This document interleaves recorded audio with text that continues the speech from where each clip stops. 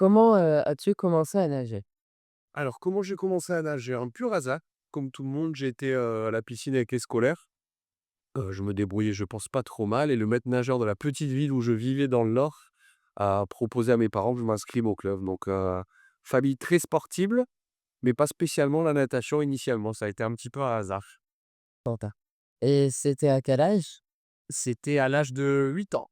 8 ans réellement, j'ai été où je me suis inscrit dans mon premier club de natation. Enfin, et c'est quoi qui te plaît dans ce sport? J'aime beaucoup la glisse.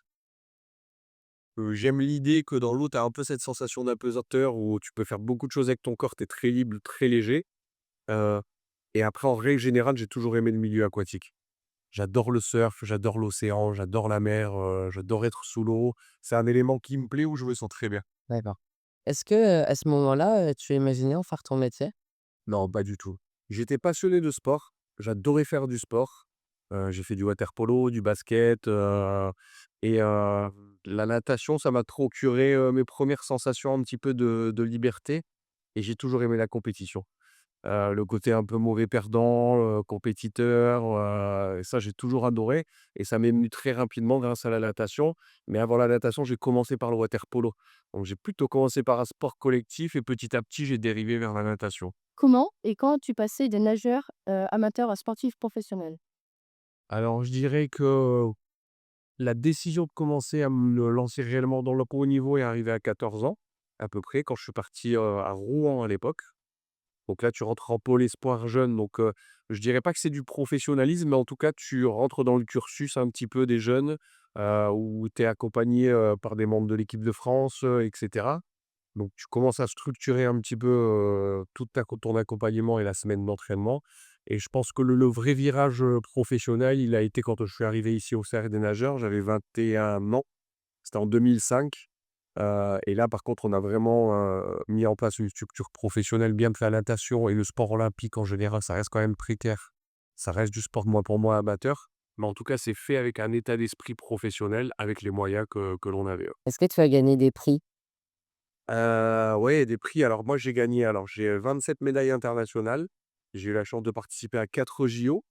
Heu les premiers, j'ai été finaliste en 2004. En 2008, j'ai eu une médaille d'argent aux JO. En 2012, une médaille d'or et en 2016, une médaille d'argent.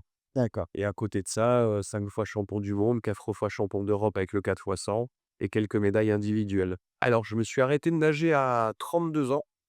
Après mes 4e JO, alors plusieurs raisons. La première parce que, j'avais envie de passer à autre chose. Je suis rentré en équipe de France, moi, chez, les A à 16 ans. Donc de 16 ans à 32 ans, ça a été très long. Je me suis éclaté, c'était passionnant, j'ai découvert plein de choses, mais il était temps pour moi d'arrêter. Et ensuite la vraie raison, je dirais celle qui prédomine, c'est que, je devenais trop vieux tout simplement. 32 ans dans le sport individuel, c'est déjà très long de passer les 30 ans et mon corps me disait stop tout simplement. Physiquement et physiologiquement, j'avais plus du tout le même état de forme. Pas je nageais toujours vite, mais je m'entraînais pour maintenir mon niveau, plus pour progresser. Donc c'était l'heure de tourner la page et de laisser la place aux jeunes. Dans les sports, c'est souvent ça vers, 30 et par Ouais, une petite trentaine d'années, physiologiquement, ton corps est en train de changer. Et tu réadaptes et en général, tu continues à être performant à l'expérience, tu joues de stratégie et de performance, mais tu sens que tu es en train de t'amoindrir un peu sur la force, l'explosivité, l'endurance, donc c'était une belle carrière. 4 JO, c'était très bien et c'était l'heure de s'arrêter pour moi. Quand et comment as-tu fondé Unit Group? Alors Unit Group, je l'ai fondé avec, donc avec mon associé. 2017, on a commencé à réfléchir au projet en 2016, donc la dernière année de, ma carrière sportive, où je réfléchissais à ce que j'allais faire et ça a été tout simplement une rencontre d'abord humaine, une entente, qui fait qu'aujourd'hui on s'amuse et on s'éclate énormément au quotidien et ensuite l'envie tout simplement d'entreprendre. J'ai toujours été admiratif des créateurs de valeur, créateurs d'emplois. Les gens qui essayent, échouer, ça fait partie du parcours. Tu peux te tromper. J'ai jamais eu peur d'échouer. Le tout, c'est de savoir ce que tu en fais réellement. Donc, Unit, on l'a créé en juillet 2017, officiellement. D'accord. Et en quoi cela consiste? Alors, nous sommes courtiers en assurance, spécialisés sur les risques entreprises.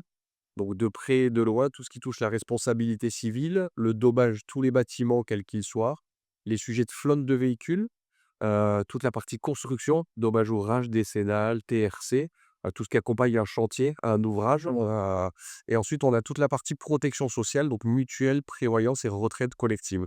Donc le but, c'est de trouver la meilleure des solutions aux clients en travaillant parfois avec plusieurs compagnies d'assurance au sein du même contrat qu'on propose aux clients. D'accord. Est-ce qu'on peut savoir, sur une année, quel a été votre chiffre d'affaires? Oui, bien sûr. Alors, cette année, on a clôturé, à 65 millions sur cette, partie-là de primes encaissées. Ce qui veut dire que moi, ma société, fait, à peu près entre, 8 et 12% de ce chiffre-là. OK. On a trouvé, des mythes comme quoi, les nageurs sont toujours musclés en forme parfaite. Est-ce que c'est vrai ou pas? Alors, je sais pas si c'est un mythe, mais je pense que ça fait partie des sports qui développent un corps très harmonieux. C'est un sport où tu brûles beaucoup de calories parce que l'entraînement est assez dur et en moyenne, on s'entraînait 6 heures par jour. À peu près 4 heures dans l'eau, à peu près 2 heures en salle, plus ou moins dur en fonction de la saisonnalité. Il y a des périodes où tu travailles beaucoup plus intensément, il y a d'autres moments où c'est un petit peu plus léger, mais en moyenne, c'est 6 heures par jour. Donc, 6 heures par jour à t'entraîner et je pense que la natation est vraiment un élément où tu développes, oui, bah, les nageurs, les épaules, tu récupères rapidement une musculature et c'est un sport très harmonieux parce que tu développes autant les membres inférieurs que supérieurs. Donc je pense que ça fait partie des sports, oui, où quand tu commences à être assidu et que tu rentres réellement dans la préparation physique, tu prends rapidement du muscle et tu t'étoffes. Vas-y. Oui, continue. Ensuite, il y a un mythe selon quoi les nageurs sont toujours bronzés. Alors toujours bronzé, c'est possible. Alors je sais pas si c'est tout le temps, mais on a souvent des meetings un petit peu aux 4 coins du monde et souvent sur les périodes, hivernales, on part au soleil. Donc on a la chance d'habiter Marseille, donc on a le soleil presque toute l'année, donc déjà ça nous aide et en plus de ça, sur l'hiver, on va chercher des stages et des compétitions un petit peu au soleil, pour sortir un petit peu de l'aspect, hivernal français qui peut être long et dur avec l'entraînement en plus. On a un autre comme quoi les nageurs ne craignent pas le froid. Alors ça, je pense que ça dépend, des athlètes. Moi, par exemple, je suis très frileux. Je suis très frileux, je déteste le froid. Tu vois, aujourd'hui, par exemple, on me pose souvent la question: «Est-ce que tu nages encore? Est-ce que tu es dégoûté de la natation avec toutes les longueurs que tu as faites?» Je dis que je suis pas dégoûté de la natation, mais par contre, je ne supporte plus avoir froid. Et l'un des aspects peut-être le plus dur pour moi dans le monde de la natation, c'est que quand on plongeait à 5h30, 6 heures, 6h30 et 7 heures, à peu près, beh, le matin, tu te réveilles, tu sautes dans l'eau, c'est assez désagréable. Hem, Est-ce que c'est vrai que les nageurs doivent consacrer la majeure partie de leur, journée à l'entraînement? Oui, bien sûr. C'est un sport qui est physiologique, donc qu'est-ce que ça veut dire physiologique? Ça veut dire que tous les sports chronométriques te demandent d'entretenir tout ce qui est la partie, endurance, VO2 max, donc tu as une grosse partie de volumétrie d'entraînement qui est basée là-dessus sur la journée et ensuite, tu as tout l'aspect technique. Pourquoi? Parce que l'eau, c'est, pour essayer de le résumer, c'est un jeu de mécanique des fluides, biomécanique, essayer de comprendre, comment évoluer avec un élément qui est fluide, liquide parce que l'eau, si tu te bats contre l'eau, tu gagneras jamais. Elle sera toujours plus forte que toi. Tu vas rapidement t'épuiser. Donc, on travaillait énormément à trouver ces petits leviers techniques qui pourraient nous permettre un jour de gagner. Oui. Oui. Qu'est-ce que tu conseillerais à quelqu'un qui voudrait entreprendre? À quelqu'un qui voudrait entreprendre, la première chose que je lui dirais, c'est de banaliser l'échec et la peur. Parce que je pense que c'est un tabou dans notre pays. On parle très peu d'échecs et on parle très peu de peur. Je vous mets au défi de me donner un sportif de haut niveau, une équipe sportive ou même un entrepreneur qui s'est jamais planté, qui a jamais fait d'erreur, qui a jamais eu d'échec dans son parcours et j'aime à croire que, heu, sans échec, on n'a pas d'expérience, sans expérience, on peut pas gagner et en fait, l'échec, la chute fait partie du parcours. Le vrai sujet, c'est de savoir comment tu vas l'analyser, comment tu vas rebondir de cet échec et surtout comment tu vas le digérer. Et je pense qu'en France, on dramatise un petit peu trop les échecs. Et finalement, moi, dans ma carrière sportive ou aujourd'hui dans mon entreprise, je me rends compte que c'est les choses sur lesquelles j'ai échoué qui m'ont le plus appris et que j'utilise le plus aujourd'hui. Donc, pour moi, ça fait partie du parcours.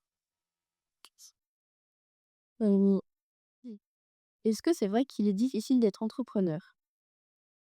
Il est difficile d'être entrepreneur, je te dirais oui, d'autant plus avec le contexte, économique ou géopolitique, que l'on voit en ce moment. la fiscalité en France n'est pas la plus bienveillante, à l'égard des chefs d'entreprise. Il y a des pays qui fonctionnent différemment. Maintenant, on a un régime social en France qui est ce qu'il est.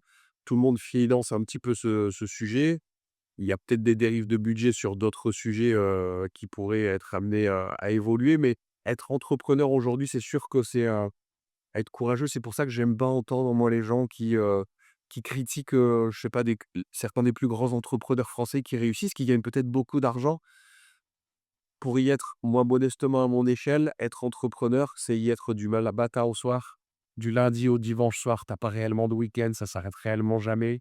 Heu c'est pas évident, mais c'est passionnant et je préfère prendre le côté positif pour répondre à ta question et pas répondre, avec une mentalité parfois française: «J'aime mon pays, pour rien au monde j'irai vivre ailleurs», mais je trouve que chez nous, parfois, on voit le verre à moitié vide et pas à moitié plein. Je préfère prendre le côté positif. Donc est-ce que c'est dur d'être entrepreneur? Oui, c'est pas facile. Est-ce que c'est impossible? Non. Est-ce que c'est passionnant? Oui.